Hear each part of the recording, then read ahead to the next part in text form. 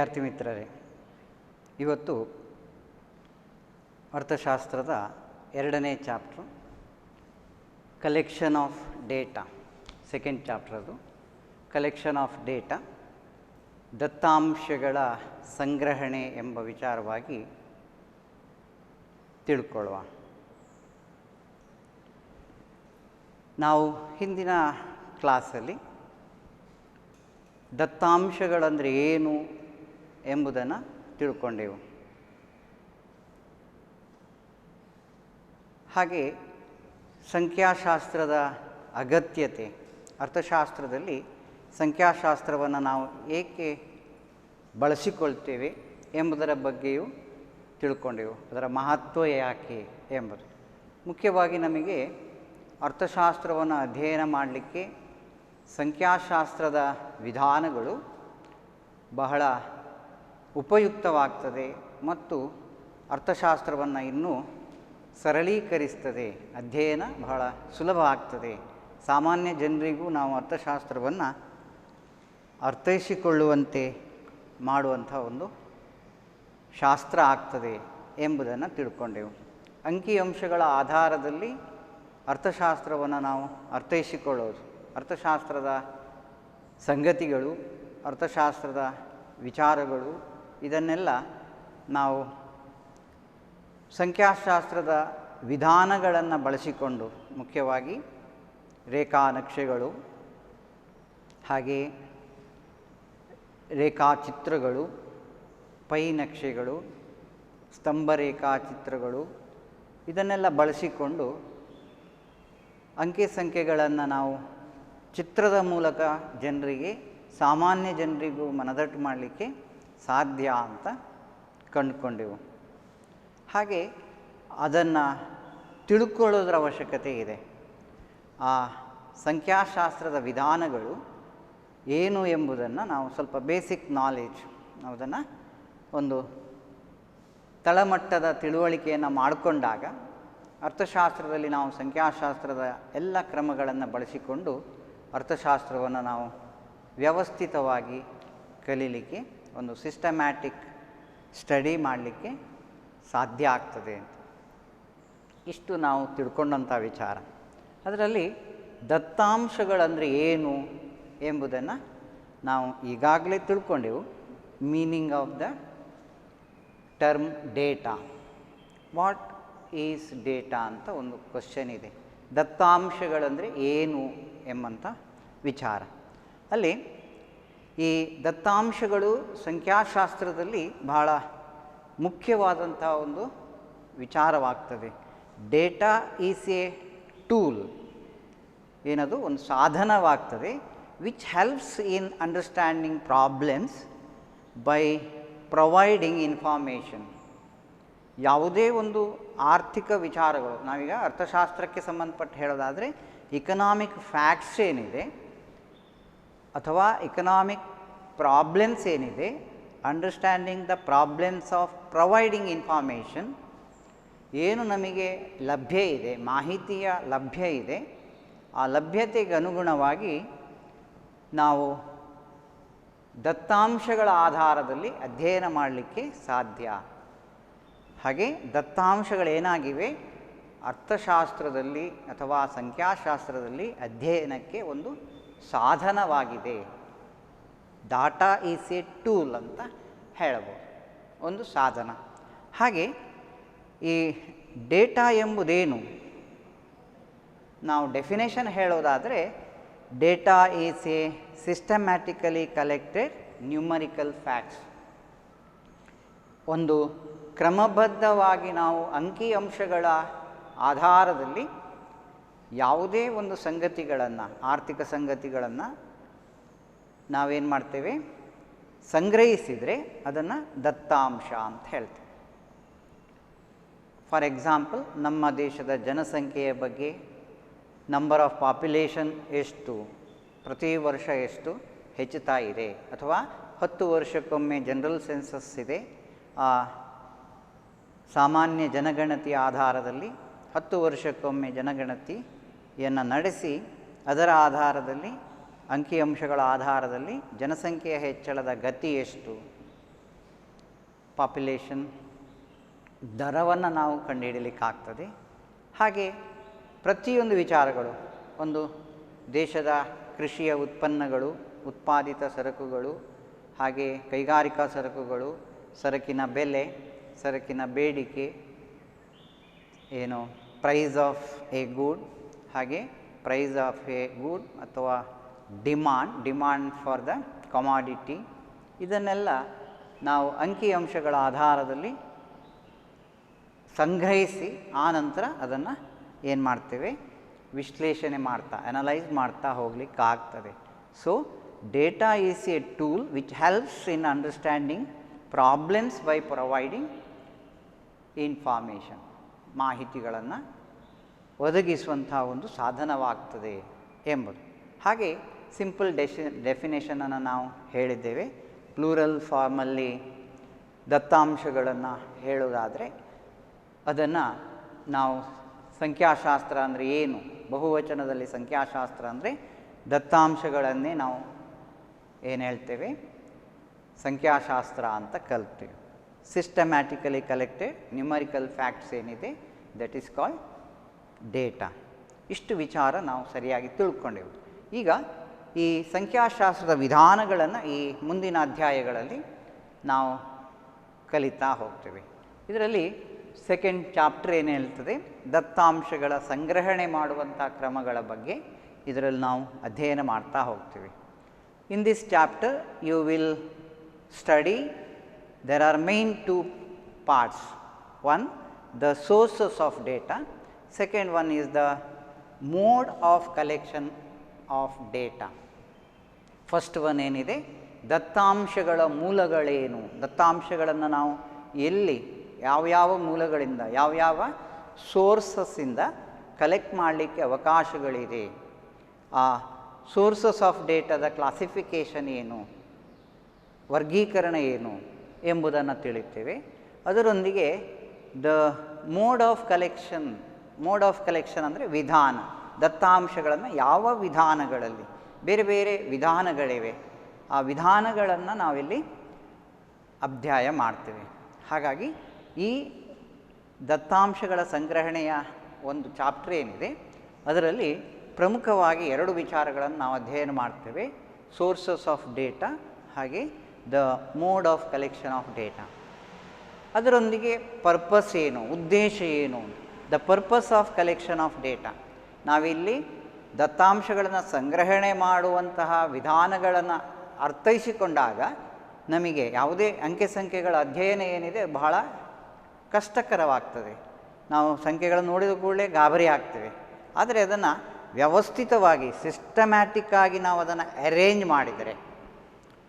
Arrange ಮಾಡೋದು ಅಂತಿದೆ, ಏನೋ ಅದನ್ನು ವ್ಯವಸ್ಥಿತವಾಗಿ ನಾವು ಅದನ್ನು ರೂಢಿಸಿಕೊಂಡಾಗ ಅಥವಾ ವ್ಯವಸ್ಥಿತವಾಗಿ ಅದನ್ನು ರೂಪಿಸಿದರೆ ಅದೇನಾಗ್ತದೆ, ನಮಗೆ ಬಹಳ ಸುಲಭ ಆಗ್ತದೆ. ಅದನ್ನೇ ಹೇಳ್ತದೆ the purpose of collection of data. First point ಏನಿದೆ, ಉದ್ದೇಶ ಏನು ಎಂಬುದು.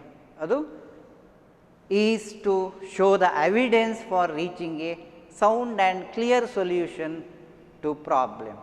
ಯಾವುದೇ ಒಂದು ಸಮಸ್ಯೆಗೆ, ಒಂದು ನಿರ್ದಿಷ್ಟ ಸಮಸ್ಯೆಗೆ ಸಂಬಂಧಪಟ್ಟ ಮಾಹಿತಿಯನ್ನು ಒದಗಿಸಿ ಸೂಕ್ತ ಪರಿಹಾರವನ್ನು ನೀಡುವುದೇನಿದೆ ಅದು ಈ ದತ್ತಾಂಶಗಳ ಸಂಗ್ರಹಣೆಯ ಉದ್ದೇಶ. The main purpose of collection of data is to show the evidence for reaching a sound and clear solution to the problem. ಅಲ್ಲೇನಾಗ್ತದೆ, ನಿರ್ದಿಷ್ಟ ಸಮಸ್ಯೆಗೆ ಸಂಬಂಧಪಟ್ಟ ಮಾಹಿತಿಯನ್ನು ಒದಗಿಸಿ ಸೂಕ್ತ ಪರಿಹಾರವನ್ನು ನೀಡುವುದು ಯಾವುದು, ಈ ದತ್ತಾಂಶಗಳ ಸಂಗ್ರಹಣೆಯ ಉದ್ದೇಶ. ನಾನು ಆಗ ಹೇಳಿದ ಹಾಗೆ ಆರ್ಥಿಕ ವಿಚಾರಗಳಿಗೆ ಬಹಳಷ್ಟು ಇದೆ. ಜನಸಂಖ್ಯೆ ಇರ್ಬೋದು, ಯಾವುದು ನಮ್ಮ ದೇಶದ ಪಾಪ್ಯುಲೇಷನ್ ಬಗ್ಗೆ ನಾವು ಅಂಕಿ ಸಂಖ್ಯೆಗಳನ್ನು ಸಂಗ್ರಹ ಮಾಡಬಹುದು. ಹಾಗೆ ಉದ್ಯೋಗದ ವಿಚಾರಗಳ ಬಗ್ಗೆ ಅಧ್ಯಯನ ಮಾಡಬಹುದು. ರಾಷ್ಟ್ರದ ಆದಾಯದ ಬಗ್ಗೆ, ನ್ಯಾಷನಲ್ ಇನ್ಕಮ್ ಏನಿದೆ ಅದರ ಲೆಕ್ಕಾಚಾರವನ್ನು ಮಾಡ್ಬೋದು. Calculation of national income, per capita income ತಲಾ ಆದಾಯ ಎಷ್ಟು ಅಂತ ಲೆಕ್ಕ ಹಾಕ್ಬೋದು. ಹಾಗೆ ನಮ್ಮ ದೇಶದ ಕೃಷಿ ಉತ್ಪನ್ನಗಳೇನು, ಹಾಗೆ ಕಮರ್ಷಿಯಲ್ ಕ್ರಾಪ್ಸ್ ಏನು, ಅದರ ಉತ್ಪಾದನೆಯ ಪ್ರಮಾಣ, ಪ್ರೊಡಕ್ಷನ್ ಎಷ್ಟಿದೆ ಎಂಬುದು ಲೆವೆಲ್ ಆಫ್ ಪ್ರೊಡಕ್ಷನ್ ಬಗ್ಗೆ ನಾವು ಹೇಳಬಹುದು. ಹಾಗೆ ಬಹಳಷ್ಟು ವಿಚಾರಗಳು, ಅರ್ಥಶಾಸ್ತ್ರದ ವಿಚಾರಗಳನ್ನು ನಾವು ಅಂಕಿ ಸಂಖ್ಯೆಗಳಲ್ಲೇ ವ್ಯಕ್ತಪಡಿಸುವಂತಹ ಒಂದು ಸಂದರ್ಭಗಳು, ಆ ಅವಕಾಶಗಳಿದೆ. ಹಾಗಾಗಿ ಅಂಕಿಅಂಶಗಳು ನಮಗೆ ಇಲ್ಲಿ ಬಹಳಷ್ಟು ಉಪಯುಕ್ತತೆಯನ್ನು ಕೊಡುತ್ತದೆ.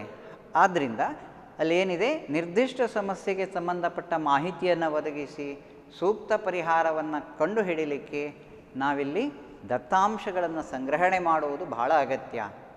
ಈ ದತ್ತಾಂಶಗಳನ್ನು ಸಂಗ್ರಹಣೆ ಮಾಡುವಂಥ ಸಂದರ್ಭದಲ್ಲಿ ನಮಗೆ ಕೆಲವೊಂದು ವಿಚಾರಗಳು, ಈಗ ಜನಸಂಖ್ಯೆ ಇರ್ಬೋದು, ಅಥವಾ ಒಂದು ವರ್ಷದ ಅವಧಿಯಲ್ಲಿ ನಾವೀಗ ನಾನು ಹೇಳಿದಾಗೆ 10 ವರ್ಷಕ್ಕೊಮ್ಮೆ ಜನಗಣತಿಯನ್ನು ನಾವು ಮಾಡ್ತೇವೆ. ಪ್ರತಿ 10 ವರ್ಷಕ್ಕೊಮ್ಮೆ ನಾವು ಕಂಡುಕೊಂಡಂಥ ಜನಸಂಖ್ಯೆಯ ಏರಿಕೆ, ಆ ಏರಿಕೆಯ ಗತಿ, ಇನ್ಕ್ರೀಸ್ ಹೇಗಾಗ್ತದೆ, rate of increase of the population ಎಷ್ಟು, ಇದನ್ನೆಲ್ಲ ನಾವು ಲೆಕ್ಕಾಚಾರ ಮಾಡಬೇಕಾದ್ರೆ ಒಂದು ವಿಧಾನವನ್ನು ನಾವು ಬಳಸಿಕೊಳ್ತೇವೆ. ಅದರಲ್ಲಿ ನಾವು ಗಣಿತದಲ್ಲಿ ನಾವು ಹೇಗೆ ವೇರಿಯೇಬಲ್ಸ್ ಅಂತ ಹೇಳಿದೆವೋ, ಅದೇ ರೀತಿ ಕಾನ್ಸ್ಟೆಂಟ್ಸ್, ಸ್ಥಿರ ಸಂಖ್ಯೆಗಳು ಅಂತ ಹೇಗೆ ಹೇಳಿದ್ದೆವೋ, ಅದರ ಬಗ್ಗೆ ನಾವಿಲ್ಲಿ ಸ್ವಲ್ಪ ಮಟ್ಟಿಗೆ ತಿಳ್ಕೊಂಡು ಅದರ ಆಧಾರದಲ್ಲಿ ನಾವು ಈ ಗ್ರಾಫನ್ನು ರಚನೆ ಮಾಡುವುದಾದರೆ, ಫಾರ್ ಎಕ್ಸಾಂಪಲ್ ನಮಗೆ ಒಂದು ರೇಖಾ ನಕ್ಷೆಯನ್ನು ಎಳಿಬೇಕಾದ್ರೆ ಅಲ್ಲಿ 2 ರೀತಿಯಲ್ಲಿ ನಾವು ಹೇಳ್ತೇವೆ. ಲೀನಿಯರ್ ಗ್ರಾಫ್ ಅಂತ ಹೇಳ್ತೇವೆ. ಒಂದು ಸರಳ ರೇಖಾ ಸಮೀಕರಣದ ಆಧಾರದಲ್ಲಿ ನಾವು ಒಂದು ಸರಳ ರೇಖಾ ನಕ್ಷೆಯನ್ನು, ಲೀನಿಯರ್ ಗ್ರಾಫನ್ನು ಎಳೆಯಬಹುದು. ಈಗ ನಾವೊಂದು ಗ್ರಾಫ್ ಎಳೆಯುವುದಾದರೂ ಅದನ್ನು ಸರಳ ರೇಖಾ ನಕ್ಷೆ ಅಂತ ನಾವು ಹೇಳ್ತೇವೆ, ಲೀನಿಯರ್ ಗ್ರಾಫ್. ಹಾಗೆ ಕರ್ವ್ಡ್ ಗ್ರಾಫ್ ಆದರೆ ಏನು, ಇದನ್ನೆಲ್ಲ ನಾವಿಲ್ಲಿ ಅಧ್ಯಯನ ಮಾಡಬೇಕು ಅಂತಾದರೆ ಅಲ್ಲಿ ನಮಗೆ ಈ ವಿಚಾರಗಳು, ಚಲಕಗಳು ಎಂಬ ವಿಚಾರಗಳು ಗೊತ್ತಿರಬೇಕಾಗ್ತದೆ.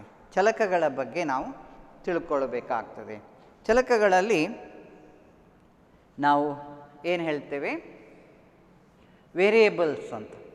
ಚಲಕಗಳಂದರೆ ಏನು ಅಂತ ನೆಕ್ಸ್ಟ್ ಟಾಪಿಕ್ ಏನಿದೆ, ವಾಟ್ ಆರ್ ವೇರಿಯೇಬಲ್ಸ್, ಚಲಕಗಳು ಅಂತ. ಕನ್ನಡ ನಾವೇನು ಹೇಳ್ತೇವೆ, ಚಲಕಗಳು ಅಥವಾ ಚರಾಂಕಗಳು, ಚರ ಸಂಖ್ಯೆಗಳು ಅಂತ ಹೇಳ್ತೇವೆ. ವೇರಿಯೇಬಲ್ಸಿಗೆ ಚರ ಸಂಖ್ಯೆ ಅಂತ ಹೇಳ್ತೇವೆ. ಚರ ಅಥವಾ ಬದಲಾಗುವ ಅಂಶಗಳು ಅಂತ ಹೇಳ್ತೇವೆ. ಬದಲಾಗುವ ಅಂಶಗಳನ್ನು ನಾವು ವೇರಿಯೇಬಲ್ಸ್ ಅಂತ ಕರೀತೇವೆ. ಚರಸಂಖ್ಯೆಗಳು ಅಥವಾ ಚಲಕಗಳು ಅಥವಾ ವೇರಿಯೇಬಲ್ಸ್ ಅಂತ ಕರೆಯೋದು. ಚಲಕಗಳಿಗೆ ಏನು ಹೇಳ್ತೇವೆ, ವೇರಿಯೇಬಲ್ಸ್. ಬದಲಾಗುವ ಅಂಶಗಳು ಅಂತ. ಈಗ ವರ್ಷ, ಈಗ ಫಾರ್ ಎಕ್ಸಾಂಪಲ್ ಇಲ್ಲೊಂದು ಟೇಬಲ್ ಇದೆ, production of grain in India. ಭಾರತದಲ್ಲಿ ಆಹಾರದ ಉತ್ಪಾದನೆಯ ಪ್ರಮಾಣವನ್ನು ಕೊಟ್ಟಿದ್ದಾರೆ ಪ್ರತಿ ವರ್ಷಕ್ಕನುಗುಣವಾಗಿ. ಈಗ ಇಯರ್ ಮತ್ತು ಉತ್ಪಾದನೆಯ ಪ್ರಮಾಣ, ಪ್ರೊಡಕ್ಷನ್, ಉತ್ಪನ್ನ, ವರ್ಷ ಮತ್ತು ಉತ್ಪನ್ನಗಳ ಒಂದು ಟೇಬಲನ್ನು ಗಮನಿಸಿದರೆ ಅಲ್ಲಿ ಯಾವ ಅವಧಿಯಲ್ಲಿ ಎಷ್ಟು ಪ್ರಮಾಣದ ಉತ್ಪಾದನೆ ಆಗಿದೆ, ಉತ್ಪಾದನೆಯ ಪ್ರಮಾಣವನ್ನು ಹೇಳ್ತದೆ. ಕ್ವಾಂಟಿಟಿ ಆಫ್ ಪ್ರೊಡಕ್ಷನ್ ಏನಿದೆ ಅದನ್ನು ಇಲ್ಲಿ ನಾವು ಕಾಣಲಿಕ್ಕೆ ಆಗ್ತದೆ. ಇದು ಒಂದು ಕ್ರಮ. ನಾವೀಗ ದತ್ತಾಂಶಗಳನ್ನು ಸಂಗ್ರಹಿಸಿ ಏನು ಮಾಡ್ತೇವೆ, ಪ್ರೆಸೆಂಟೇಷನ್ ಮಾಡುವಾಗ ಅದನ್ನು ನಾವು ವ್ಯಕ್ತಪಡಿಸುವಾಗ ಒಂದು ಏನು ಕ್ರಮಬದ್ಧವಾಗಿ ಯೋಜಿಸುವುದು ಅಂತ ಏನು ಹೇಳ್ತೇವೆ, ಒಂದು ಪಟ್ಟಿ ಮಾಡಿದ್ದೇವೆ. ಪಟ್ಟಿ ಅಥವಾ ಕೋಷ್ಟಕ ಮುಂದೆ ಬರ್ತದೆ. ಕೋಷ್ಟಕಗಳ ರೂಪದಲ್ಲಿ ವ್ಯಕ್ತಪಡಿಸುವುದು ಒಂದು ಏನದು ವಿಧಾನವಾಗ್ತದೆ. ಈಗ ಇಲ್ಲಿ ನಾವೇನು ಮಾಡಿದ್ದೇವೆ, ಒಂದು ಕೋಷ್ಟಕವನ್ನು, ಒಂದು ಟೇಬಲನ್ನು ಮಾಡಿದ್ದೇವೆ. ಟ್ಯಾಬ್ಯುಲೇಷನ್ ಮೂಲಕ ಏನು ಮಾಡಿದ್ದೇವೆ, ತೋರಿಸಿದ್ದೇವೆ. Production of grain in India ಏನಿದೆ, ಇಯರ್ ಮತ್ತು ಪ್ರೊಡಕ್ಷನ್ 2 ಕಾಲಮ್ಗಳಲ್ಲಿ ವಿಚಾರಗಳನ್ನು ವ್ಯಕ್ತಪಡಿಸಿದೆ. 1970-71ನಲ್ಲಿ 108 ಟನ್ಸಷ್ಟು ಉತ್ಪಾದನೆಯಾಗಿದೆ. ಹಾಗೆ 2010 ಮತ್ತು 11ಗೆ ಎತ್ತಿಕೊಂಡ್ರೆ 294 ಟನ್ಸಷ್ಟು ಉತ್ಪಾದನೆ ಆಗಿದೆ. ಈ ಟೇಬಲಲ್ಲಿ ನಮಗೆ ಆ ಉತ್ಪಾದನೆ ಯಾವ್ಯಾವ ವರ್ಷದಲ್ಲಿ ಎಷ್ಟು ಅಂತ ಸ್ಪಷ್ಟತೆ ಸಿಗ್ತದೆ. ಹಾಗೆ ಇಲ್ಲಿ 2 ವಿಚಾರಗಳಿವೆ, ವರ್ಷಗಳು ಮತ್ತು ಉತ್ಪಾದನೆ, ಇಯರ್ ಆ್ಯಂಡ್ ಪ್ರೊಡಕ್ಷನ್ ಅಂತ 2 ವಿಚಾರಗಳಿವೆ. ಇದನ್ನು ನಾವು ಗಮನಿಸ್ತಾ ಬಂದರೆ ಈ ವರ್ಷಗಳು ಮತ್ತು ಉತ್ಪಾದನೆಯ ಪ್ರಮಾಣ ಗಮನಿಸ್ತಾ ಬಂದರೆ ಏನು, ಉತ್ಪಾದನೆ, the production is increased with ಏನು ವಿತ್ ದ ಇಯರ್. ಪ್ರತಿ ವರ್ಷದಿಂದ ವರ್ಷಕ್ಕೆ ಹೋಗ್ತಾ ಹೋದರೆ ಇಲ್ಲಿಗ ನಾವು ರ್ಯಾಂಡಮೈಸ್ ಮಾಡಿದ್ದೇವೆ, ರ್ಯಾಂಡಮ್ ಆಗಿ ಬರೆದಿದ್ದೇವೆ ಒಂದು ಎಕ್ಸಾಂಪಲ್. ಇಲ್ಲಿ 71 ಜಾಸ್ತಿ ಇತ್ತು, ಯಾವುದು 108 ಇತ್ತು. 78 79ಗೆ ಬರುವಾಗ 138 ಆಯಿತು. ಈಗ ಕೆಲವೊಂದು ವರ್ಷಗಳಲ್ಲಿ ಉತ್ಪಾದನೆಯ ಪ್ರಮಾಣ ಕಡಿಮೆ ಇರಲೂಬಹುದು. ಫಾರ್ ಎಕ್ಸಾಂಪಲ್ ಈಗ ಫ್ಯಾಮಿನ್ ಬರ ಬಂತು ಅಥವಾ ಅತಿವೃಷ್ಟಿ ಬಂತು, ಅಲ್ಲೇನಾಗ್ತದೆ ಉತ್ಪಾದನೆ ಇಲ್ಲದೆ ಕಡಿಮೆ ಬರುವ ಸಾಧ್ಯತೆಯೂ ಇದೆ. ಆದರೆ ನಾವೇನು ಮಾಡ್ತೀವಿ, ವರ್ಷಗಳನ್ನು ಕಂಪೇರ್ ಮಾಡ್ತಾ ಬರಲಿಕ್ಕಾಗ್ತದೆ. ವರ್ಷಗಳು ಬದಲಾಗ್ತಾ ಹೋದಂತೆ ಉತ್ಪಾದನೆಯ ಪ್ರಮಾಣವೂ ಬದಲಾಗ್ತದೆ. ಈಗ ಈ ಎರಡು ವಿಚಾರಗಳನ್ನು ನಾವು ಚೇಂಜಿಂಗ್ ಫ್ಯಾಕ್ಟರ್ಸ್ ಅಂತ ಕರಿತೇವೆ. ವರ್ಷ ಮತ್ತು ಉತ್ಪಾದನೆ ಏನಾಗ್ತದೆ, ಬದಲಾಗುವ ಅಂಶಗಳು ಅಂತ. ಹಾಗೆ ಜನಸಂಖ್ಯೆ ಮತ್ತು ವರ್ಷ, ಇದನ್ನು ಸಹ ನಾವು ಬದಲಾಗುವ ಅಂಶಗಳು ಅಂತ ಹೇಳಬಹುದು. ಅದೇ ರೀತಿ ನಿಮ್ಮ ಫಾರ್ ಎಕ್ಸಾಂಪಲ್ ನಾವು ಹೇಳೋದಾದರೆ ವಯಸ್ಸು ಮತ್ತು ನಿಮ್ಮ ತೂಕ ಅದು ಸಹ ಬದಲಾಗ್ತದೆ. ನೀವು ಏಜ್ ತಗೊಳ್ತಾ ಹೋದರೆ ಏಜ್ ಇನ್ಕ್ರೀಸ್ ಆದ ಹಾಗೆ, ಏಜ್ ಹೆಚ್ಚಾದ ಹಾಗೆ ನಿಮ್ಮ ವೆಯ್ಟು ಹೆಚ್ಚಾಗ್ತದೆ, ಹೈಟ್ ಹೆಚ್ಚಾಗ್ತದೆ. ಇದೆಲ್ಲ ನಾವೇನಾಗ್ತದೆ, ಎಲ್ಲ ವಿಚಾರಗಳನ್ನು ನಾವು ಗಮನಿಸ್ತಾ ಹೋದರೆ ಅಲ್ಲಿ ವೇರಿಯೇಬಲ್ಸನ್ನು ಕಾಣ್ತೇವೆ. ಈಗ ನಿಮಗೆ ಕ್ಲಿಯರ್ ಆಯಿತು ವಾಟ್ ಆರ್ ವೇರಿಯೇಬಲ್ಸ್ ಅಂಥೇಳಿ ಅರ್ಥ ಮಾಡಿಕೊಳ್ಳಿಕ್ಕೆ ಈಸಿ ಆಯಿತು. Changing factors are generally called variables ಅಂತ. ಚೇಂಜಿಂಗ್ ಫ್ಯಾಕ್ಟರ್ಸ್, ಬದಲಾಗುವ ಅಂಶಗಳು ಏನಿದೆ ಅದನ್ನೆಲ್ಲ ನಾವು ಏನು ಹೇಳ್ತೇವೆ, ಚರಸಂಖ್ಯೆಗಳು, ಚಲಕಗಳು ಅಥವಾ ವೇರಿಯೇಬಲ್ಸ್ ಅಂತ ಹೇಳ್ತೇವೆ. ಸೊ ಈಗ ನಿಮಗೆ ಗಣಿತಾತ್ಮಕವಾಗಿ ನಾವು ಹೇಳಿದರೆ, ಈಗ ಫಾರ್ ಎಕ್ಸಾಂಪಲ್ 2x + 3y = 6 ಅಂತ ಒಂದು ಇಕ್ವೇಷನ್ ಇದೆ, ಸರಳ ರೇಖಾ ಸಮೀಕರಣ ಇದೆ. ಸಾಮಾನ್ಯವಾಗಿ ಅದನ್ನು ನಾವು ರೇಖಾ ಸಮೀಕರಣ ಅಂತ ಕರಿತೇವೆ. ಇಂತಹ ಬೀಜಗಣಿತೀಯ ಒಂದು ಇಕ್ವೇಷನಲ್ಲಿ, ಆಲ್ಜಿಬ್ರಿಕ್ ಇಕ್ವೇಷನ್ ಅಂತ ನಾವೇನು ಹೇಳ್ತೇವೆ, 2x + 3y = 6 ಒಂದು ಸಮೀಕರಿಸಿದ ಒಂದು ಇಕ್ವೇಷನ್ ಇದೆ. ಇದನ್ನು ನೋಡಿದರೆ ನಮಗೆ ಎಕ್ಸ್ ಮತ್ತು ವೈಗಳು, ಇದಕ್ಕೆ ನಾವು ಬೆಲೆಗಳನ್ನು ಕೊಡ್ತಾ ಹೋಗಬಹುದು. ಯಾವ ಸಂದರ್ಭದಲ್ಲಿ ಎಕ್ಸ್ ಮತ್ತು ವೈಗಳಿಗೆ ಬೆಲೆಯನ್ನು ಕೊಟ್ಟಾಗ ಇದು 6ಕ್ಕೆ ಸಮನ ಆಗ್ತದೆ. ಈಗ ಇಲ್ಲಿ ಎಕ್ಸನ್ನು 0 ಅಂತ ತೆಕ್ಕೊಳ್ಳುವ, ಹಾಗೆ ವೈಯನ್ನು 2 ಅಂತ ತೆಕ್ಕೊಳ್ಳುವ, ಆಗ ಇದು 6ಕ್ಕೆ ಸಮನ ಆಗ್ತದೆ. If x = 0, y = 2, then this equation 2x + 3y = 6 holds good. ಏನದು, ಅದು ಸಮನ ಆಗ್ತದೆ, ಈಕ್ವಲ್ ಆಗ್ತದೆ. ಹೀಗೆ ಈ ಎಕ್ಸ್ ಆ್ಯಂಡ್ ವೈಯನ್ನು ನಾವೇನು ಹೇಳ್ತೇವೆ, ವೇರಿಯೇಬಲ್ಸ್ ಅಂತ ಹೇಳ್ತೇವೆ. ಹಾಗೆ ಗಣಿತದಲ್ಲಿ ನಾವು 2ಅನ್ನು ಕೋಎಫಿಷಿಯಂಟ್ ಅಂತ ಹೇಳ್ತೇವೆ. ಗುಣಿಸಲ್ಪಟ್ಟಂಥ ಸಂಖ್ಯೆ ಏನದು, ಕೋಎಫಿಷಿಯಂಟ್ ಅಂತ ಕರಿತೇವೆ ಇಲ್ಲಿ.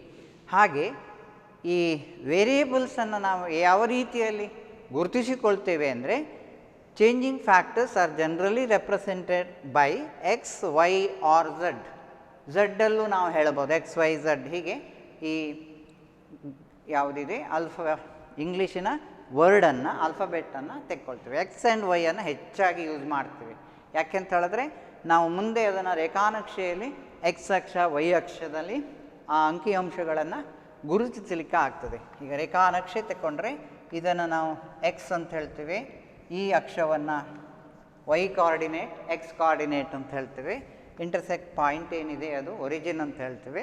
ಸೊ ಈ ವ್ಯಾಲ್ಯೂಸನ್ನು ನಾವಿಲ್ಲಿ ಗುರುತಿಸಲಿಕ್ಕೆ ಆಗ್ತದೆ. ವೇರಿಯೇಬಲ್ಸ್ ಎಕ್ಸ್ ಆ್ಯಕ್ಸಿಸನ್ನಲ್ಲಿರೋದು ಎಕ್ಸ್ ವೇರಿಯೇಬಲ್ಸ್, ವೈ ಆ್ಯಕ್ಸಿಸನ್ನಲ್ಲಿರುವುದು ವೈ ವೇರಿಯೇಬಲ್ಸ್ ಅಂತ ಹೇಳಲಿಕ್ಕೆ ಆಗ್ತದೆ. ಹೀಗೆ ಎಕ್ಸ್ ಆ್ಯಂಡ್ ವೈಯನ್ನು ನಾವು ಚಲಕಗಳು ಅಂತ ಪರಿಗಣಿಸಲಿಕ್ಕೆ ಆಗ್ತದೆ. ಈಗ ಇಲ್ಲಿ ಒಂದು ದೇಶದ ಉತ್ಪಾದನೆಯ ಪ್ರಮಾಣ ಏನಿದೆ, ಆಹಾರ ಉತ್ಪಾದನೆಯ ಪ್ರಮಾಣವನ್ನು ಎಕ್ಸ್ ಅಕ್ಷ ಮತ್ತು ವೈ ಅಕ್ಷಗಳಲ್ಲಿ ಗುರುತಿಸಿ ಅದರಿಂದ ಒಂದು ರೇಖಾನಕ್ಷೆಯನ್ನು ಎಳಿಲಿಕ್ಕೂ ಸಾಧ್ಯ ಇದೆ. ಹಾಗೆ ವರ್ಷದಿಂದ ವರ್ಷಕ್ಕೆ ಹೇಗೆ ಹೆಚ್ಚಾಗ್ತದೆ ಎಂಬುದನ್ನು ತಿಳ್ಕೊಳ್ಳಿಕ್ಕಾಗ್ತದೆ. ಆದ್ದರಿಂದ ಈ ವೇರಿಯೇಬಲ್ಸ್ಗಳ ಬಗ್ಗೆ ನಾವು ಬಹಳ ಪ್ರಾಮುಖ್ಯವಾಗಿ ಅರ್ಥೈಸಿಕೊಳ್ಬೇಕಾಗ್ತದೆ. ವೇರಿಯೇಬಲ್ಸ್ ಅಂದರೆ ಏನು ಅಂತ, ಹಾಗೆ ಅರ್ಥಶಾಸ್ತ್ರದಲ್ಲಿ ಕಂಡುಬರುವಂಥ ಚಲಕಗಳು ಯಾವುದು ಅಂತ ನಾವು ಸರಿಯಾಗಿ ಅರ್ಥ ಮಾಡಿಕೊಂಡ್ಮೇಲೆ ಅದರ ಆಧಾರದಲ್ಲಿ ನಾವು ಅಧ್ಯಯನ ಮಾಡಿಕೊಂಡು ಹೋಗಲಿಕ್ಕಾಗ್ತದೆ. ಈಗ ನಿಮಗೆ ವೇರಿಯೇಬಲ್ಸ್ ಅಂದರೆ ಏನು ಅಂತ ಸ್ಪಷ್ಟ ಆಯಿತು. ಬದಲಾಗುವ ಅಂಶಗಳು ಅದು ಚಲಕಗಳು. ಇದರ ಮೇಲೆ ಸಹ ಒಂದು ಕ್ವಶನ್ ಇದೆ, ವಾಟ್ ಆರ್ ವೇರಿಯೇಬಲ್ಸ್? ಚಲಕಗಳಂದರೆ ಏನು, ದತ್ತಾಂಶಗಳಂದರೆ ಏನು, ಹೀಗೆ ಒಂದು ಕ್ವಶನ್ ಇದೆ. ಈ ವೇರಿಯೇಬಲ್ಸ್ ಅಥವಾ ಚಲಕಗಳನ್ನು ನಾವು ಅರ್ಥಶಾಸ್ತ್ರದಲ್ಲಿ ಗಣಿತದ ಸಂಖ್ಯಾಶಾಸ್ತ್ರದೊಂದಿಗೆ ಅಧ್ಯಯನ ಮಾಡಲಿಕ್ಕೆ ಸಿಗುವಂಥ ಬಹಳಷ್ಟು ಚಲಕಗಳು ಏನಿದೆ, ಬೆಲೆಗಳಿರ್ಬೋದು, ಸರಕಿನ ಬೆಲೆ, ಪ್ರೈಸ್ ಆಫ್ ಎ ಕಮಾಡಿಟಿ ಇರ್ಬೋದು, ಹಾಗೆ ಕ್ವಾಂಟಿಟಿ, ಉತ್ಪಾದನೆಯ ಪ್ರಮಾಣ, ಕ್ವಾಂಟಿಟಿ ಏನು ಹೇಳ್ತೇವೆ, ಪ್ರಮಾಣ ಇರಬಹುದು, ಹಾಗೆ ಪಾಪ್ಯುಲೇಷನ್ ಇರ್ಬೋದು, ಅದೇ ರೀತಿ ಅನ್ಎಂಪ್ಲಾಯ್ಮೆಂಟ್, ಆಮೇಲೆ national income, per capita income, ಹೀಗೆ ಬಹಳಷ್ಟು ವಿಚಾರಗಳು ನಮಗೇನು ಸಿಗ್ತದೆ, ಬೇಡಿಕೆ, ಪೂರೈಕೆ, ಡಿಮಾಂಡ್, ಸಪ್ಲೈ, ಈ ವಿಚಾರಗಳೆಲ್ಲ ಏನಿದೆ ವೇರಿಯೇಬಲ್ಸ್ ಅಂತ ಹೇಳ್ತೀವಿ, ಬದಲಾಗುವ ಅಂಶಗಳು.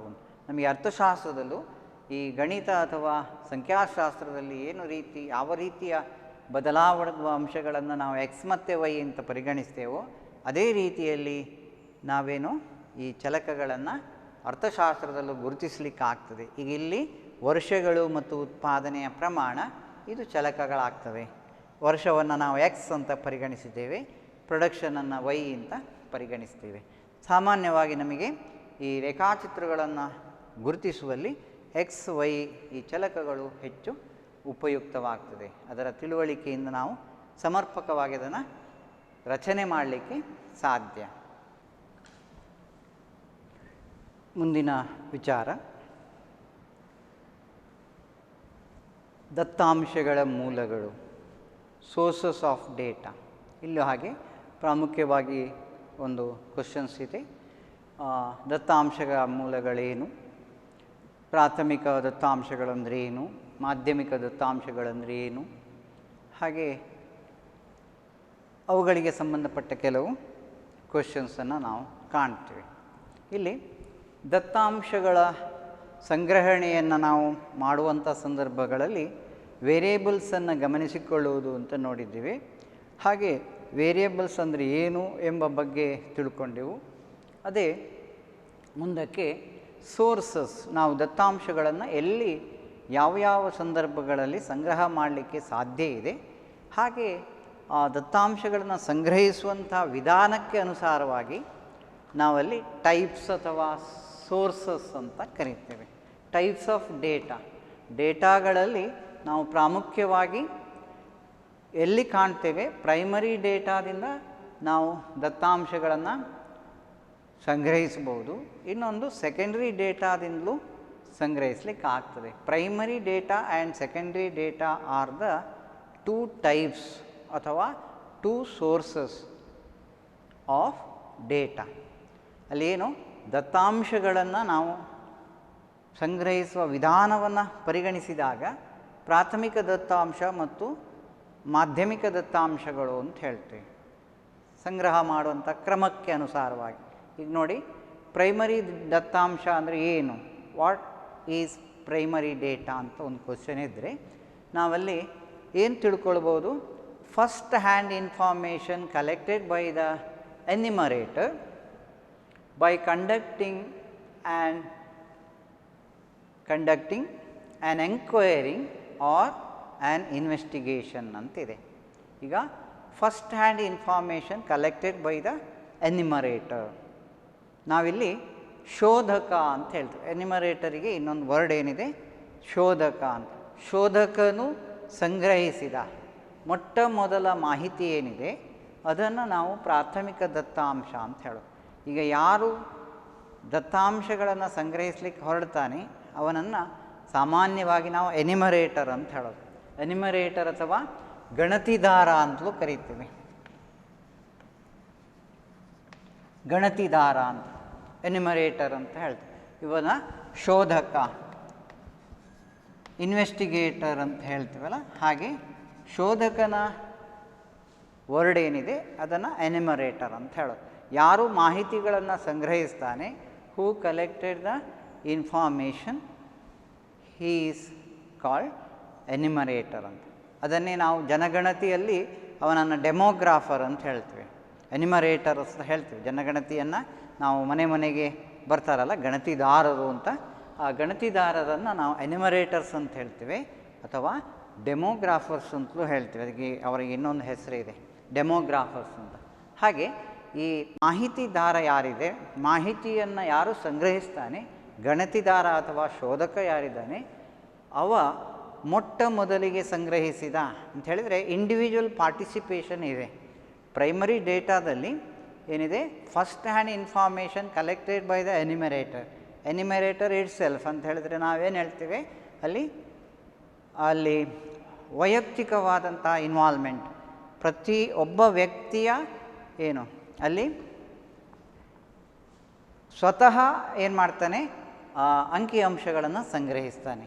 ಹಾಗಾಗಿ ಅಲ್ಲಿ individual participation is very important.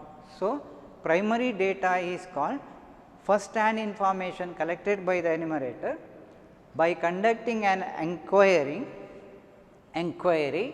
or an investigation. ಒಂದು ವಿಚಾರಣೆ ಮತ್ತು ತನಿಖೆ ಮಾಡುವುದರ ಮೂಲಕ, ವಿಚಾರಣೆ ಮತ್ತು ತನಿಖೆ ಯಾವುದು, ಮಾಹಿತಿಗಳನ್ನು ಸಂಗ್ರಹಿಸಬೇಕಾದ್ರೆ ಅಲ್ಲಿ ಬಹಳಷ್ಟು ಕ್ವಶನ್ಸನ್ನು, ಇವನಿಗೇನು ಮಾಹಿತಿಗಳು ಬೇಕು ಅದನ್ನೆಲ್ಲ ಅವ ಪ್ರಶ್ನೆಗಳನ್ನು ಮೂಲಕ ಏನು ಮಾಡ್ತಾನೆ, ವಿಚಾರಣೆ ಮಾಡ್ತಾನೆ ಮತ್ತು ತನಿಖೆ ಮಾಡ್ತಾನೆ. ಅಲ್ಲಿ ಇನ್ವೆಸ್ಟಿಗೇಷನ್ ಮಾಡಬೇಕು, ಯಾಕೆ ಅದು ಪಕ್ಕಾ ಆಗಬೇಕು. ಅದೇನು ಮಾಹಿತಿಗಳು ನಾವಲ್ಲಿ ಹೇಳ್ತೇವೆ. ಈಗ ಇದರ ಪ್ರೈಮರಿ ಡೇಟಾದ ಪ್ರಾಮುಖ್ಯತೆಯ ಬಗ್ಗೆ ನಾವು ಹೇಳಿದರೆ, ಪ್ರೈಮರಿ ಡೇಟಾ ಏನಾಗಿದೆ, ಫಸ್ಟ್ ಹ್ಯಾಂಡ್ ಇನ್ಫಾರ್ಮೇಷನ್ ಹೇಳ್ತೇವೆ. ಸೆಕೆಂಡ್ ಏನಿದೆ, it is most reliable fact. ಯಾಕೆ, ಸ್ವತಃ ಬೇರೊಬ್ಬರ ಮೂಲಕ ಕೇಳಿದ್ದಲ್ಲ, ಸ್ವತಃ ಅವನೇ ಸಂಗ್ರಹಿಸಿದ, ಕಲೆಕ್ಟೆಡ್ ಬೈ ದ ಎನ್ಯುಮರೇಟರ್ ಅಂತ ಹೇಳಿದರೆ ಇಂಡಿವಿಜುವಲ್ ಪಾರ್ಟಿಸಿಪೇಷನ್ ಇದೆ. ಪ್ರತಿ ಒಬ್ಬ ಯಾರಿದ್ದಾನೆ, ಗಣತಿದಾರ ಇದ್ದಾನೆ ಅಥವಾ ಶೋಧಕನಿದ್ದಾನೆ, ಅವನೇ ಸಂಗ್ರಹಿಸಿದ ಮಾಹಿತಿಯಾಗಿದೆ. ಆದ್ದರಿಂದ ಅದೇನಾಗಿದೆ, and it is most reliable fact, ವಿಶ್ವಾಸಾರ್ಹತೆಯನ್ನು ಹೊಂದಿದೆ, ನಂಬಿಕೆಗೆ ಅರ್ಹವಾದಂತಹ ವಿಚಾರಗಳೇ ಆಗಿರ್ತದೆ. ಯಾಕೆ, ಸ್ವತಃ ಅವನೇ ಮುಖಾಮುಖಿ ಏನು ಮಾಡಿರ್ತಾನೆ, ವಿಚಾರಣೆ ಮಾಡಿರ್ತಾನೆ, ಅದೇ ರೀತಿ ತನಿಖೆ ಮಾಡಿರ್ತಾನೆ, ಅದರಿಂದ ಅವ ಸಂಗ್ರಹಿಸಿದಂಥ ಮಾಹಿತಿ. ಹಾಗಾಗಿ ಅದನ್ನು ಪ್ರೈಮರಿ ಡೇಟಾ ಅಂತ ಕರಿತೀವಿ. ಈಗ ಪ್ರೈಮರಿ ಡೇಟಾ ಅಂದರೆ ಏನು ಅಂತ ಗೊತ್ತಾಯಿತು.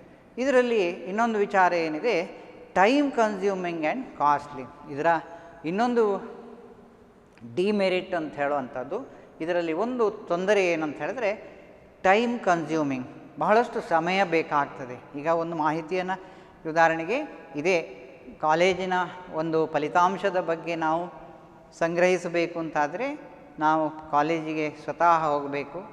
ಹಾಗೆ ಹೋಗಿ ಬರುವಂಥ ಸಮಯದ ಅವಧಿ ಇದೆ ಮತ್ತು ಅಲ್ಲಿ ಅವರ ಸಮಯವನ್ನು, ಅವರ ಅಪಾಯಿಂಟ್ಮೆಂಟನ್ನು ತಗೊಳ್ಬೇಕು ಪ್ರಿನ್ಸಿಪಾಲ್ರದ್ದು, ಮತ್ತು ಮಾಹಿತಿಯನ್ನು ಸಂಗ್ರಹ ಮಾಡಬೇಕು. ಹೀಗೆಲ್ಲ ಅವರು ಟೈಮ್ ಕನ್ಸ್ಯೂಮಿಂಗ್ ಏನಿದೆ ಭಾಳ ಜಾಸ್ತಿ, ಸಮಯ ಹೆಚ್ಚು ತಗಲ್ತದೆ. ಅದರೊಂದಿಗೆ ಕಾಸ್ಟ್ಲಿ, ವೆಚ್ಚದಾಯಕವಾಗಿದೆ ಅಂತ ಹೇಳ್ತೇವೆ. ಏನು, ಪ್ರೈಮರಿ ಡೇಟಾ ಸಂಗ್ರಹದ ವಿಧಾನದಲ್ಲಿ ನಮಗೆ ಒಂದು ಡಿಮೆರಿಟ್ ಕಾಣ್ತದೆ. ಏನದು, ನ್ಯೂನತೆ ಅಥವಾ ಅಲ್ಲಿ ಕೊರತೆ ಅಥವಾ ಅಲ್ಲಿ ಏನು ಡಿಫೆಕ್ಟನ್ನು ಕಾಣ್ತೇವೆ ಅಥವಾ ಅಲ್ಲಿ ಏನು ಅನಾನುಕೂಲತೆಯನ್ನು ಕಾಣ್ತೇವೆ. ಹೆಚ್ಚು ಸಮಯ ತಗಲ್ತದೆ, ಟೈಮ್ ಕನ್ಸ್ಯೂಮಿಂಗ್ ಇದೆ ಮತ್ತು ವೆಚ್ಚದಾಯಕವಾಗಿದೆ. ಈಗ ಇಲ್ಲಿ ಫಾರ್ ಎಕ್ಸಾಂಪಲ್ ಕೆಲವೊಂದು ದೊಡ್ಡ ಮಟ್ಟದ ಸಮೀಕ್ಷೆ ಮಾಡುವಂಥ ಸಂದರ್ಭದಲ್ಲಿ, ದೊಡ್ಡ ಮಟ್ಟದ ಸಂಗ್ರಹವನ್ನು ಮಾಡುವಂತಹ ಸಂದರ್ಭದಲ್ಲಿ ನಾವು ಪ್ರಾಥಮಿಕ ದತ್ತಾಂಶಕ್ಕೆ ಹೆಚ್ಚು ಆದ್ಯತೆ ಕೊಟ್ಟಾಗ, ಯಾಕೆ ಅದು ಮೋಸ್ಟ್ ರಿಲಯಬಲ್ ಆಗಬೇಕು ಎಂಬ ಉದ್ದೇಶದಲ್ಲಿ ಆದ್ಯತೆ ಕೊಟ್ಟಾಗ ಅಲ್ಲಿ ಗಣತಿದಾರರಿಗೂ ತರಬೇತಿ ಕೊಡಬೇಕಾಗ್ತದೆ.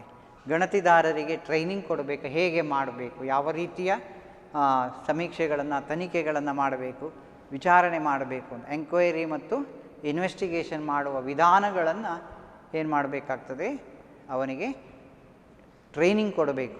ಟ್ರೈನ್ಡ್ ಎನ್ಯುಮರೇಟರ್ಸನ್ನು ನಾವು ಕಳಿಸಬೇಕಾಗ್ತದೆ. So there is a cost. ಏನು, ಅವರಿಗೆ ತರಬೇತಿ ಕೊಡುವಂಥ ಖರ್ಚು ವೆಚ್ಚಗಳಿದೆ.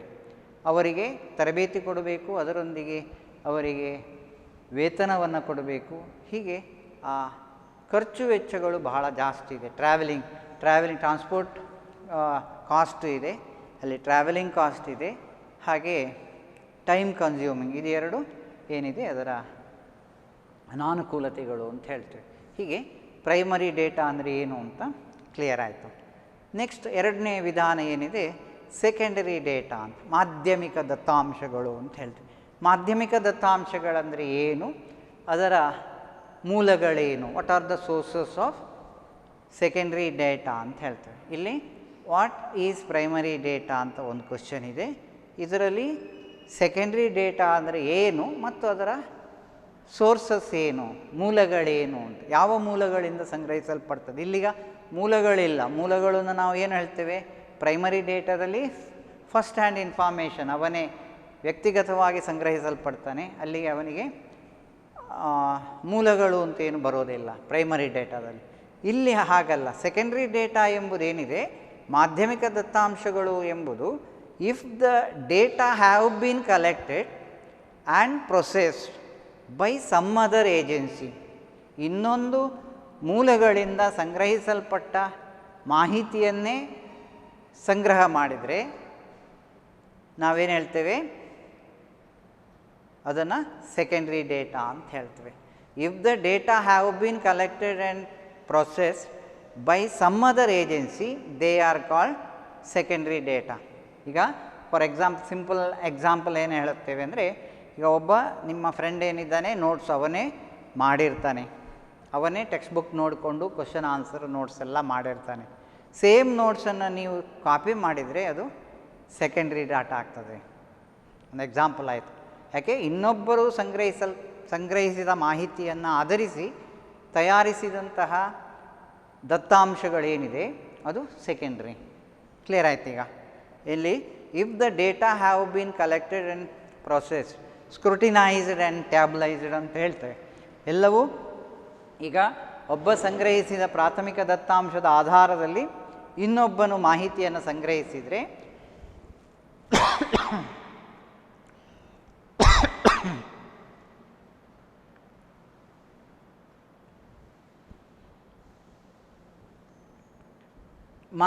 ಸಂಗ್ರಹಿಸಿದರೆ ಅದು ಸೆಕೆಂಡ್ರಿ ಡೇಟಾ ಅಂತ ಹೇಳ್ತೇವೆ. If the data have been collected and processed, scrutinised and tabulised by some other agency they are called secondary data. ಇದರ ಒಂದು ಅನುಕೂಲತೆ ಏನಿದೆ, saves time and cost. Primary ಡೇಟಾದಲ್ಲಿದ್ದಂಥ ಟೈಮ್ ಕನ್ಸ್ಯೂಮಿಂಗ್ ಮತ್ತು ಕಾಸ್ಟ್ಲಿ ಮತ್ತು ಸಮಯ ಇಲ್ಲ ಅಂತಾದರೆ ನಾವೇನು ಮಾಡ್ತೀವಿ, ಈಗ ಕಾಪಿ ಹೊಡೆಯೋದು ಯಾವಾಗ ಕಾಪಿ ಹೊಡೆಯುತ್ತೇವೆ, ನಮಗೆ ಟೈಮ್ ಇಲ್ಲ, ನಾಳೆ ಎಲ್ಲ ನೋಟ್ಸ್ ತಂದು ಕೊಡಿ ಹೇಳಿದರೆ ಜಸ್ಟ್ ಕಾಪಿ ಮಾಡಲಿಕ್ಕೆ ಹೊರಡ್ತೀವಿ ಅಂತ ಹೇಳಿದ್ರೆ, ಯಾರೋ ತಯಾರಿಸಿದ ನೋಟ್ಸ್ ಇದೆ ಅದನ್ನು ನೀವು ಮಗಪ್ ಮಾಡ್ತೀರಿ, ಅದು ನೇರವಾಗಿ ಏನು ಕಾಪಿ ಮಾಡ್ತೀರಿ, ಅದು ಸೆಕೆಂಡ್ರಿ. ಅದೇ ಥರ ಸೇವ್ಸ್ ಟೈಮ್ ಆ್ಯಂಡ್ ಕಾಸ್ಟ್, ಖರ್ಚು ಇಲ್ಲ, ಅದರೊಂದಿಗೆ ಸಮಯದ ಉಳಿತಾಯವೂ ಆಗ್ತದೆ. ಇಲ್ಲಿ ಯಾರೋ ಸಂಗ್ರಹಿಸಿದ ಮಾಹಿತಿಗಳು, ಸೆಕೆಂಡ್ ಹ್ಯಾಂಡ್ ಏನಿದೆ ಕಲೆಕ್ಟೆಡ್ ಇನ್ಫಾರ್ಮೇಷನ್, ಅದನ್ನು ನಾವೇನು ಹೇಳ್ತೇವೆ, ಸೆಕೆಂಡ್ರಿ ಡೇಟಾ ಅಂತ ಹೇಳ್ತೇವೆ. ಹಾಗೆ ಈ ಸೆಕೆಂಡ್ರಿ ಡೇಟಾವನ್ನು ನಾವು ಯಾವ ಮೂಲಗಳಿಂದ ಪಡೀಲಿಕ್ಕೆ ಆಗ್ತದೆ ಅಂತ ಒಂದು ಕ್ವಶನ್ ಇದೆ. ಅಲ್ಲಿ sources of secondary data, sources of secondary data. ಮಾಧ್ಯಮಿಕ ದತ್ತಾಂಶಗಳ ಮೂಲಗಳು. ಮಾಧ್ಯಮಿಕ ದತ್ತಾಂಶಗಳ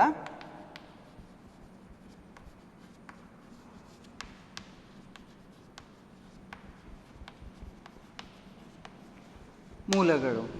ಇದರಲ್ಲಿ ನಾವೊಂದು ಪಬ್ಲಿಷ್ಡ್ ಸೋರ್ಸಸ್ ಅಂತ ಒಂದು ವಿಧಾನ, ಪಬ್ಲಿಷ್ಡ್ ಸೋರ್ಸಸ್, ಪ್ರಕಟಿತ ಮೂಲಗಳು ಅಂತ ಕರಿತೇವೆ.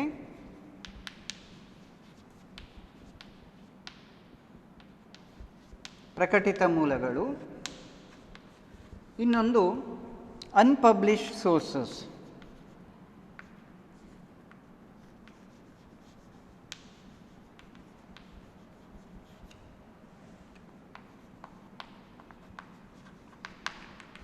ಪ್ರಕಟಗೊಳ್ಳದ ಮೂಲಗಳು, ಅಪ್ರಕಟಿತ ಮೂಲಗಳು ಅಂತ ಕರಿತೇವೆ. ಈಗ ಮಾಧ್ಯಮಿಕ ದತ್ತಾಂಶಗಳ ಮೂಲಗಳಲ್ಲಿ ಪ್ರಕಟಿತ ಮೂಲಗಳು ಅಂತ ಹೇಳೋದು.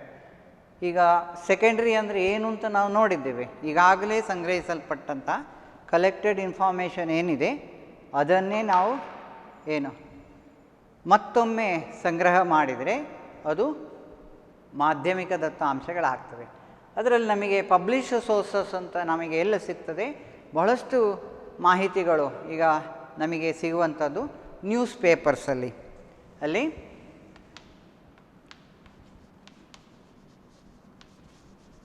ಎಲ್ಲಿ ಸಿಗ್ತದೆ? ಈ ದಿನಪತ್ರಿಕೆಗಳೇನಿದೆ ಅದರಲ್ಲಿ ಮಾಹಿತಿಗಳು ಸಿಗ್ತವೆ. ಅದೇ ರೀತಿ ನಮಗೆ ಈಗ ಬಹಳಷ್ಟು ಮಾಹಿತಿಗಳೇನು ಸಿಗ್ತದೆ? ಇಂಟರ್ನೆಟ್ಟಲ್ಲಿ, ಅಂತರ್ಜಾಲದಲ್ಲಿ ಸಿಗ್ತದೆ. ಅಂತರ್ಜಾಲದಲ್ಲಿ ನಮಗೆ ಮಾಹಿತಿಗಳು ಸಿಗ್ತದೆ. ಅದನ್ನೇ ನಾವು ಏನು ಹೇಳ್ತೇವೆ? ವೆಬ್ಸೈಟ್ಗಳು ಅಂತ ಕರಿತೇವೆ. ಅಂತರ್ಜಾಲ ಅಥವಾ ಏನು ಹೇಳ್ತೇವೆ? ವೆಬ್ಸೈಟ್ಗಳಲ್ಲಿ ಮಾಹಿತಿಗಳು ಸಿಗ್ತದೆ. ಅದೇ ಇನ್ನು ಬರಹ ರೂಪದಲ್ಲಿ ಬರೆದಂಥ ಯಾವುದೇ ಕೆಲವು ದಾಖಲೆಗಳಿರ್ತದೆ.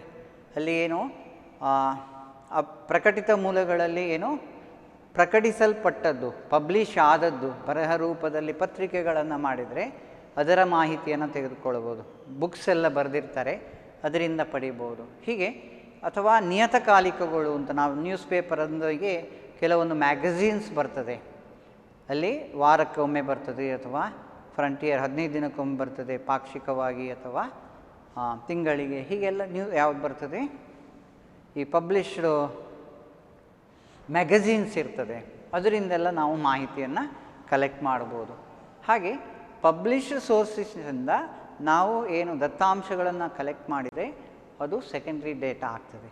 ಇನ್ನು ಅನ್ಪಬ್ಲಿಷ್ಡ್ ಸೋರ್ಸಸ್ ಏನಿದೆ, ಅಪ್ರಕಟಿತ ಮೂಲಗಳೇನಿದೆ, ಅದು ಮುಖ್ಯವಾಗಿ ನಮಗೆ ದಾಖಲೆ ರೂಪದಲ್ಲಿರುವಂತಹ ಕೆಲವು ವಿಚಾರಗಳು ಬರಹ ರೂಪದಲ್ಲಿ ದಾಖಲೆಗಳಲ್ಲಿ ಇರ್ತದೆ. ಅಲ್ಲಿ ರಿಟರ್ನ್ ರೆಕಾರ್ಡ್ಸ್ ಏನಿದೆ, ಅಪ್ರಕಟಿತ ಮೂಲಗಳೇನು ಪ್ರಕಟಗೊಳ್ಳದ ಬರಹ ರೂಪದಲ್ಲಿರುವ ದಾಖಲೆಗಳು. ಈಗ ಕೆಲವೊಂದು ಕಚೇರಿಗಳಲ್ಲಿ, ಸರ್ಕಾರಿ ಕಚೇರಿಗಳಲ್ಲಿ ಬರಹ ರೂಪದಲ್ಲಿ ದಾಖಲೆಗಳಿರ್ತದೆ. ಅಲ್ಲಿಂದ ನಾವು ಮಾಹಿತಿಗಳನ್ನು ಮೊದಲೇ ಸಂಗ್ರಹಿಸಲ್ಪಟ್ಟಿರ್ತದೆ, ಅದನ್ನು ನಾವು ಕಲೆಕ್ಟ್ ಮಾಡಿದರೆ ಅದು ಅನ್ಪಬ್ಲಿಷ್ಡ್ ಸೋರ್ಸಸ್ ಅಂತ ಹೇಳ್ತೀವಿ. ಹೀಗೆ ಇಲ್ಲಿ ಸೋರ್ಸಸ್ ಆಫ್ ಸೆಕೆಂಡ್ರಿ ಡೇಟಾದಲ್ಲಿ ಮಾಧ್ಯಮಿಕ ದತ್ತಾಂಶಗಳ ಮೂಲಗಳಲ್ಲಿ ಪಬ್ಲಿಷ್ಡ್ ಸೋರ್ಸಸ್ ಅಂದರೆ ಏನು, ಅನ್ಪಬ್ಲಿಷ್ಡ್ ಸೋರ್ಸಸ್ಸಿಗೆ ಎಕ್ಸಾಂಪಲ್ಸ್ ಏನು ಅದು ಗೊತ್ತಿರಬೇಕು, ಅಂದರೆ ಏನು ಎಂಬ ವಿಚಾರ ಗೊತ್ತಿರಬೇಕು. ಹೀಗೆ ಈ ದತ್ತಾಂಶಗಳಲ್ಲಿ ಇರುವಂಥ 2 ಟೈಪ್, ಪ್ರೈಮರಿ ಡೇಟಾ ಅಂದರೆ ಏನು, ಹಾಗೆ ಸೆಕೆಂಡ್ರಿ ಡೇಟಾ ಅಂದರೆ ಏನು. ಸೆಕೆಂಡ್ರಿ ಡೇಟಾದ what are the sources of secondary data, published sources and unpublished sources, what are the examples for the published and unpublished sources, ಇದರ ಬಗ್ಗೆ ತಿಳ್ಕೊಂಡ್ರೆ ಆಯಿತು.